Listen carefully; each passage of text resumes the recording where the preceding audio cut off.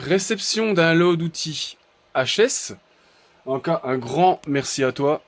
Je lui ai échangé contre une scie senteuse performance toute neuve et une belle grosse scie sabre Hitachi. Vous vous rappelez du gros bébé que j'avais révisé, qui pour moi, cette scie sabre était juste perfecte. On va juste, dans cette vidéo, regarder ensemble si ça démarre, qu'est-ce qui se passe avec les outils. Bon, celle-là, elle est à moitié ouverte. Je vais pas essayer parce qu'à mon avis, ça va faire cramer ma batterie. On va essayer sur les autres. On va prendre la première. Je vais choper une batterie qui traîne par là et on va voir ce qui se passe quand on met la batterie dedans.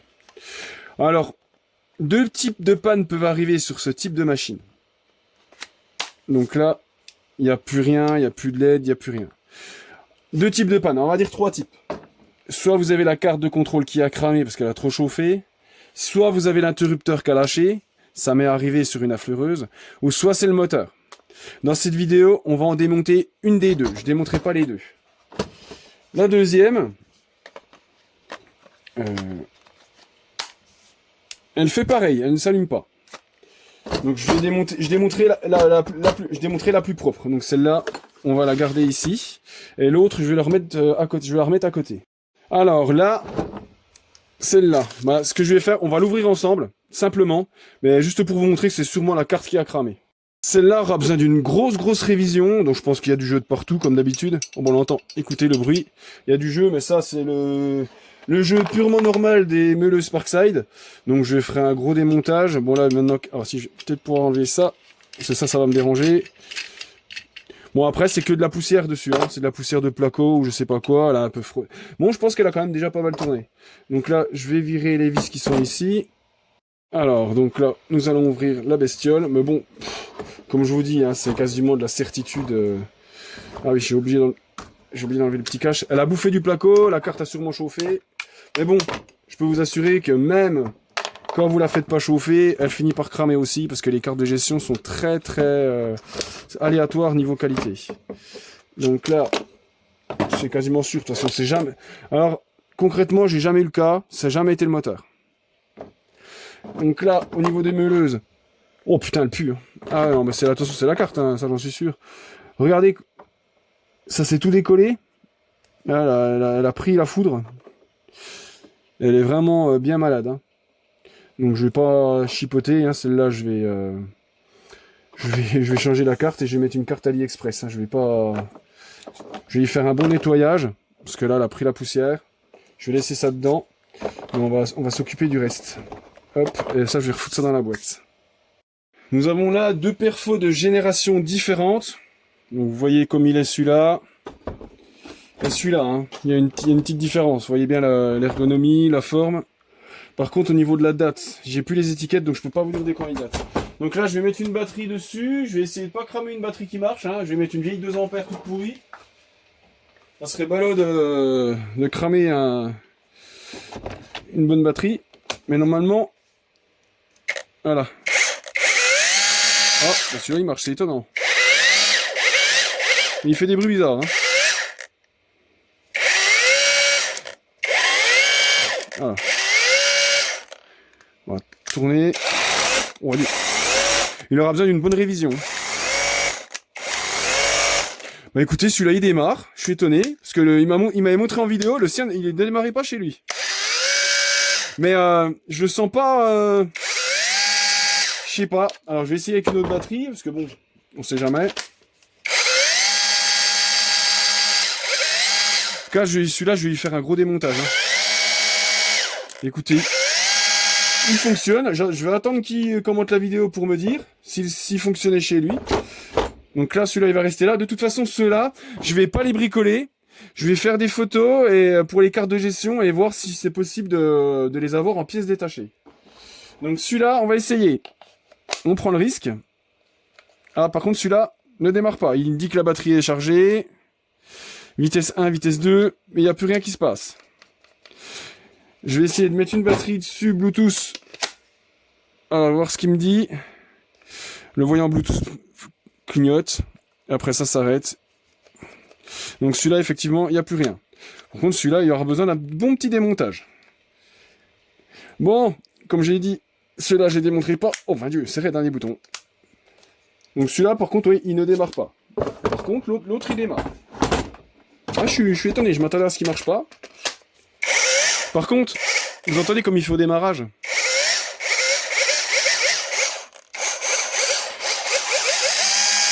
Bon, à tester, mais il me semble pas que ça doit faire ça au démarrage. J'en ai un autre, mais c'est les anciennes générations, il fait pas ça au démarrage. Affaire à suivre. On va s'occuper de la petite scie sauteuse. Je sais que vous auriez bien aimé que je m'occupe des perfos, mais là je vais pas pouvoir. Là je vais m'occuper de celle-là. Désolé, c'est vraiment plus petit. On va enlever déjà toutes les vis. En général, les outils 12 volts aussi sur les 20, il y a un clip ici, faut pas l'oublier. Hein. Ici, là. Sinon, vous pouvez pas ouvrir la carcasse. Et puis pas le perdre, ce petit truc. J'ai enlevé le plateau du bas pour pas être dérangé. Alors normalement, j'ai tout défait les vis. Ah, tu vois ce qu'il me semblait, j'avais oublié quelque chose. Il y en a deux de clips sur celui-là.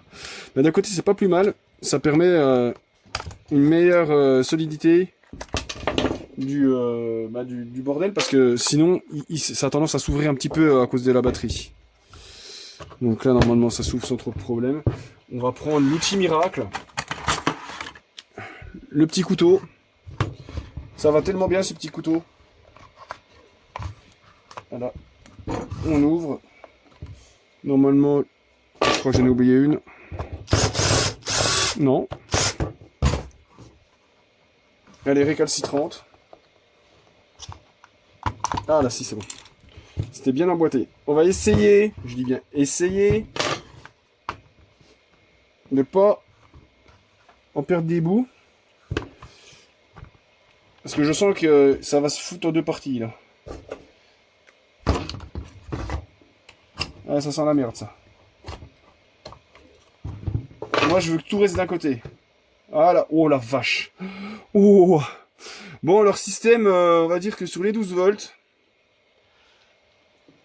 ah, leur système, rien n'est fermé. Donc en gros, ça mange toute la merde. Alors, le truc qui s'est barré, je sais pas dans quel sens il était. Ah, par contre, c'est très très mal foutu. Déjà, nous allons observer si les charbons ont pété. Mais je sais pas pourquoi je sens que c'est la carte.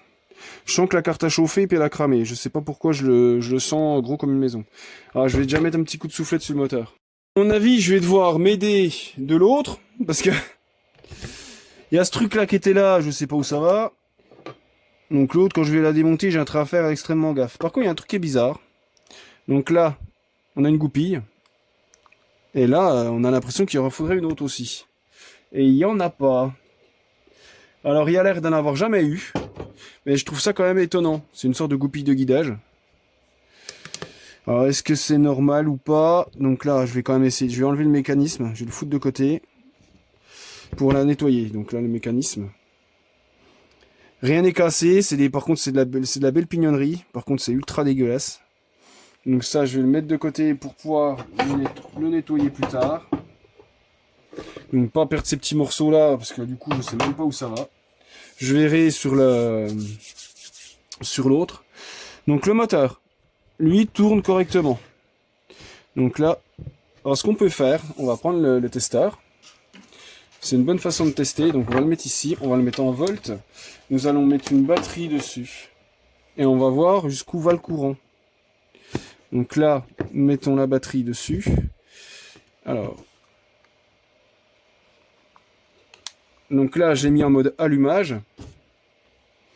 Donc là, normalement, si tout se passe bien, donc là, de toute façon, on a l'attention à la batterie. Ça va où après? Alors, où c'est que ça va? On va sortir la carte. Donc l'interrupteur est là. Donc déjà, on va regarder... Ah non, quoique non, c'est en série, ça va pas marcher. Vous savez quoi, je vais tout enlever. Et de toute façon, on va falloir que je fasse gaffe, mais il faudra bien que je nettoie tout ce bordel, parce que c'est vraiment dégueulasse. Donc là, on a la batterie, on a le moteur, et là, on va regarder déjà s'il y a les deux charbons. Déjà, c'est la base. Écoutez, le moteur est en super état, et les deux charbons... Ah, après on voit pas dans la vidéo, mais ils sont bien là. Ils sont bien là, donc pour moi, c'est la carte qui a flashé. Par contre, le problème c'est que si les composants sont pas grillés, moi je n'ai pas les compétences pour les tester. Je ne sais pas et j'ai pas envie de savoir parce que l'électronique c'est pas mon dada. Donc ce que je vais faire, c'est que je vais déjà brancher et je vais voir si ça va jusqu'à la carte.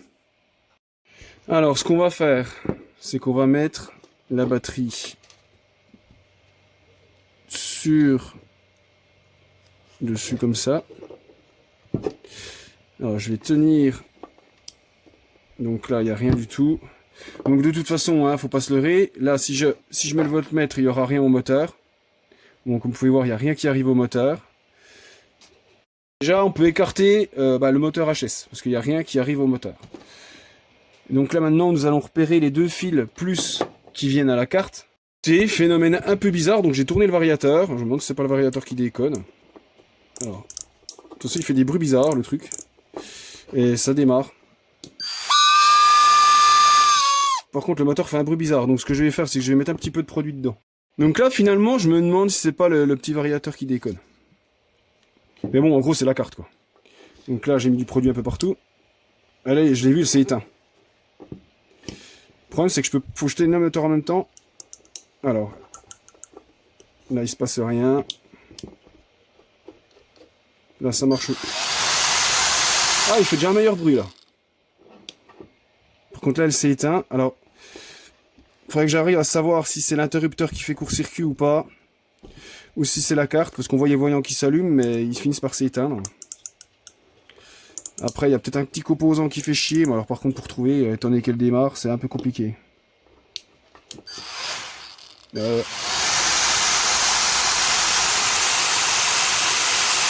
si c'est pas l'interrupteur.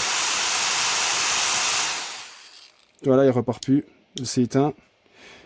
Et il y a un petit composant qui... c'est peut-être un de ces deux composants là, les deux gros, mais bon, le problème c'est qu'on voit rien du tout en apparence. C'est vrai que ça reste des pannes relativement chiantes, parce qu'on ne sait pas sur quel pied danser. Là, ça démarre pas. Après, on va appuyer, ça va démarrer. Donc c'est vraiment des pannes vraiment très chiantes.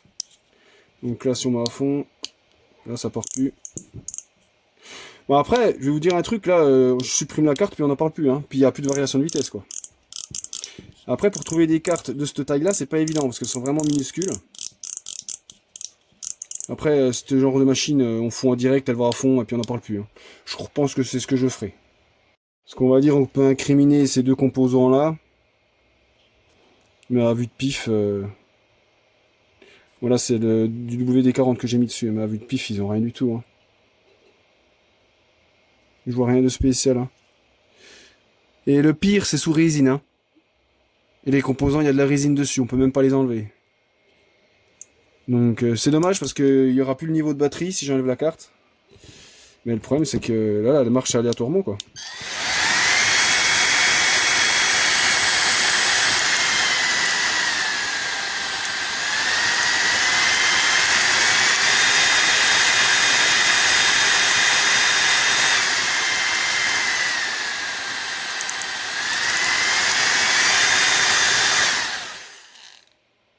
Voilà, une fois qu'on essaie de la rallumer, ça marche plus. Et je pense pas que ça soit l'interrupteur, hein. Après, je l'ai testé l'interrupteur, je me suis mis en mode bip. Il marche à tous les coups, hein. Donc là, je vais me mettre en mode bip. C'est pas évident à une main.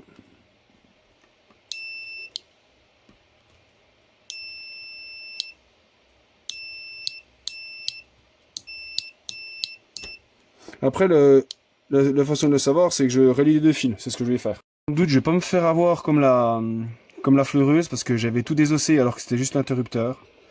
Donc là, ce que je vais faire, c'est que je vais souder les fils ensemble. Merde, ça n'a pas tenu. Je tiens ça comme un clochard. Je remets même pas d'étain. Allez!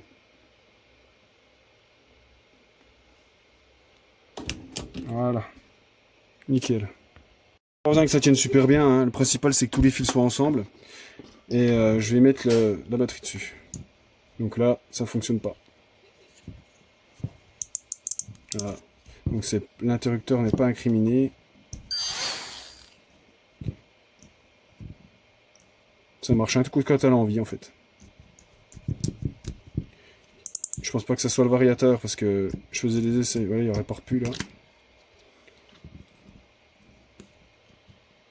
Non, vous voyez, elle a plus envie là. Je pense pas que ce soit les soudures non plus parce qu'elles ont l'air bonnes, hein. Tout est bien soudé, tout est bien en place ici. Donc il n'y a pas de souci à ce niveau-là. Elle n'a pas envie. Donc je vais pas me faire chier. Hein, Par contre, là, je ferai les deux en même temps. L'autre, je démontrerai aussi, je verrai. Mais bon, là, elle a plus envie. Là. Non, là, c'est pas vraiment... Ah, elle s'est allumée. Non, je sais pas. Si il y en a qui ont une idée, mais bon, comme je vous ai dit, c'est plein de résine. Les seuls composants qu'on peut dessouder, c'est ceux-là. Mais je suis même pas sûr que ce soit ça. C'est se faire chier pour pas grand-chose. Non, regarde, elle veut rien savoir. Bah écoutez, dès que je peux vous en dire plus, je le fais. Mais là, j'ai pas beaucoup de temps en ce moment. J'espère que cette vidéo vous aura aidé un petit peu dans vos recherches. Enfin, moi pas trop, mais bon. Bonne journée à tous.